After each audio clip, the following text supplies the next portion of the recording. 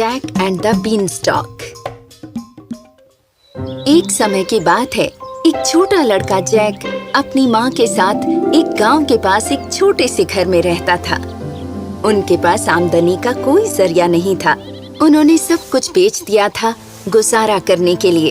अब उनके पास बस एक गाय ही रह गई थी जो उन्हें दूध देती थी।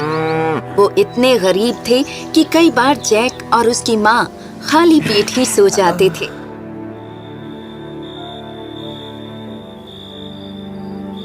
जैक हर सुबह गाय को दोहता। गाय को चारा खिलाना पड़ता था दूध देने के लिए, पर उनके पास कोई पैसा नहीं था। तो जैक की माँ ने कुछ सोचा। वो जैक के पास गई और उस एकमात्र गाय को बेचने को कहा। ठीक है माँ। जैक बाजार के लिए निकल पड़ा गाय बेचने के लिए, और रास्ते में उसे एक अजीब सा बूढ़ा आदमी मिला। Good morning Jack. Good morning. इस गाय को लेके कहाँ जा रहे हो नन्हे लड़के? मैं इस गाय को बेचने के लिए बाजार जा रहा हूँ। ओहो बच्चे, तुम्हें इसके लिए इतनी दूर जाने की जरूरत नहीं। मुझे दे दो ये गाय, मैं इसे खरीद लूंगा। तो फिर तुम मेरी गाय के बदले मुझे क्या दोगे? एक बहुत ही खास डील मैं दे रहा हूँ तुम जैसे अच्छे लड़के को। और वो क्या है? मैं तुम्हें अपनी 5 जादू की फलियां दूंगा। जैक बहुत असमंजस में पड़ गया। ये फलियां सामान्य फलियों जैसी नहीं लगती।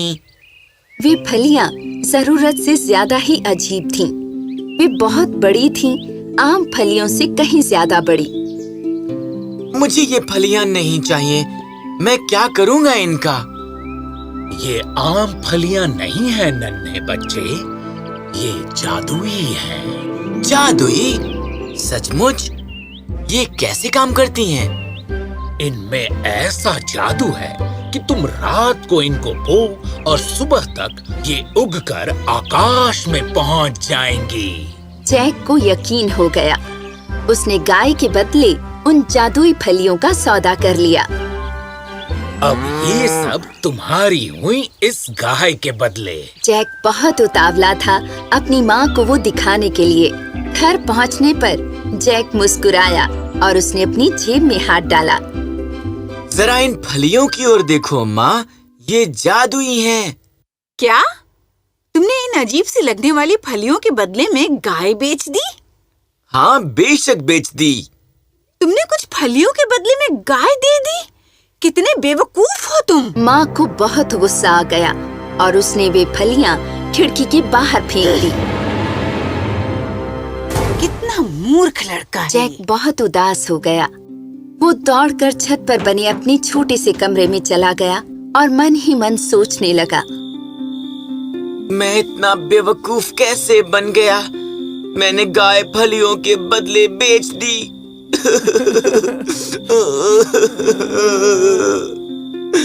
वो अपने बिस्तर में रोते रोते सो गया बिना खाना खाए। जैसे ही अगली सुबह सूरज निकला, जैक जागा और उसने अपनी खिड़की के बाहर देखा। वो देखकर हैरान रह गया कि वहाँ एक बड़ी सी बेल थी, इतनी ऊंची कि वो आकाश को छू रही थी। ये मैं क्या देख रहा हूँ? ये फलियां सचमुच जादू की थीं। उसने उस बेल पर चढ़ने का फैसला किया। वो बेल ऊपर और ऊपर चलती चली गई जब तक उसने आकाश को नहीं छू लिया। बेचारा जैक चढ़ता गया जब तक अंत में उसने तैरते बादलों को नहीं देख लिया। ये तो कमाल हो गया। हर चीज यहाँ से कितनी छोटी लगती है। जब वो और ऊपर चढ़ा, उसने एक सोने का दरवाजा देखा जो सूर्य की किरणों में चमक रहा था। जैसे ही वो और आगे गया, वो झूल कर खुल गया। यह आकाश में एक राज्य था जो जादू का था। जैक अवाक रह गया उस राज्य की सुंदरता देखकर। जैसे ही उसने राज्य में प्रवेश किया, उसने देखा एक राक्षस रूपी आदमी वहाँ कुर्सी पर सो रहा था। बेल पर चढ़ने के बाद जैक को बहुत भूख लगाई थी, इसलिए वो अंदर गया, धीरे धीरे किचन का रास्ता तलाशते हुए। उसने किचन में ताजा फल और दूध देखा। जैसे ही वो उन्हें पकड़ने वाला था, उसने बहुत ऊंचा शोर सुना। हाँ? ये आवाज कैसी? जैक सहम गया और एक छोटे से छेद में छिपने के लिए भागा।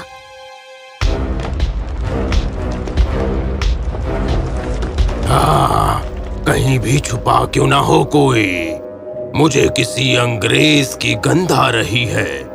चाहे वो जिंदा हो या क्यों ना वो मुर्दा हो, मैं उसे ढूंढूंगा और खा जाऊंगा। भुना हुआ आदमी का गोश्त टोस्ट में अच्छा लगता है। राक्षस उस लड़के को ढूंढने लगा। मजा आ जाएगा।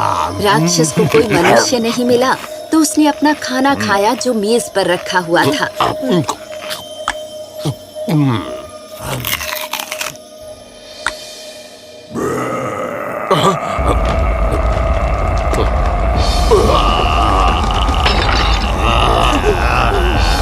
उसने अपने सोने के सिक्कों का थैला निकाला,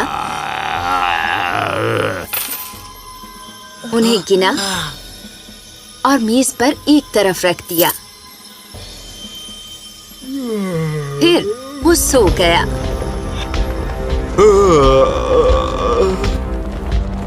जैक धीरे धीरे अपने छिपने की जगह से बाहर निकला और उसने सोने के सिक्कों का थैला लेने का फैसला किया, ये सोचते हुए कि उसकी माँ अब उससे नाराज नहीं रहेगी।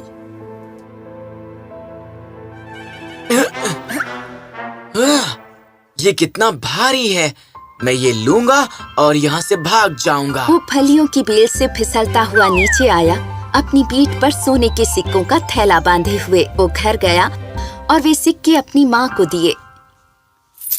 सोने से भरा हुआ थैला? हाँ, ये तुम्हें कहाँ से मिला? जैक ने पूरी कहानी अपनी माँ को कह सुनाई। माँ बहुत खुश हुई कि उन्हें सोना भी मिल गया और जैक जीवित वापस लौट आया था। कुछ दिनों के बाद जैक फिर कली की बेल पर चढ़ा। वो राक्षस के घर ऊपर आ पहुंचा। एक बार फिर जैक ने राक्षस को सोते हुए पाया, पर इस बार वो खर्राटे मार रहा था और खर्राटे इतने ऊंचे थे कि उसे तुरंत उस छेद में जाना पड़ा अपने कान बचाने के लिए। राक्षस जाग उठा। जैक डर के मारे उछल पड़ा और खुद को बिस्तर के नीचे छिपा लिया। कोई तो है यहाँ। मुझे एक अंग्रेज की गंध आ रही है। चाहे वो जिंदा हो या फिर मुर्दा हो, मैं उसे ढूंढूंगा और खा जाऊंगा। भुना हुआ आदमी का गोश्त मुझे टोस्ट करके अच्छा लगता है। मजेदार होगा।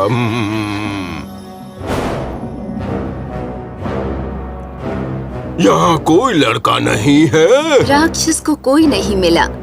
उसने एक मुर्गी निकाली और चिल्लाया, वो सोने का अंडा अभी दे दो।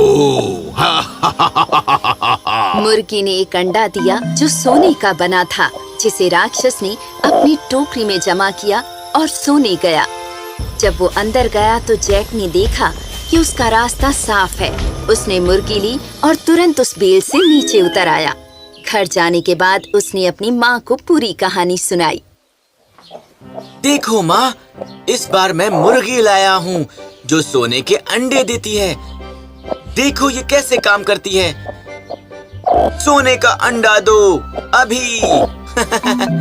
जैक की माँ उससे बहुत खुश थी। उस जादू की बेल पर तीसरी बार जैक चढ़ा और राक्षस के राज्य में गया।